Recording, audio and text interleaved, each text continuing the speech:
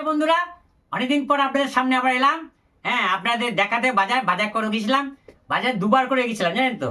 তো বন্ধুরা, এই যে 3 কেজি আলু 30 টাকা, 10 টাকা করে কেজি। 20 টাকা করে মটরশুঁটি কেজি, 2 কেজি নিয়ে এসছি 40 টাকা। আর ছিম এ দেখেন, প্রায় 1.5 কেজি ছিম আছে 10 টাকা। আর হচ্ছে বেতের শাক আছে 25 টাকা কেজি, 400 করে 10 টাকা করে 2 প্যাকেট 20 টাকা, 2 প্যাকেট 20 টাকা, 400 করে।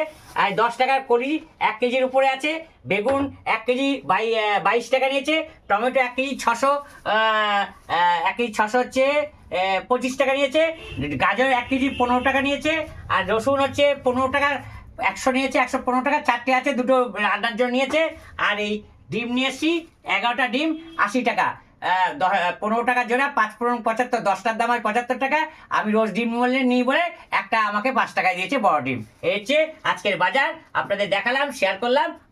আপনারা এই যে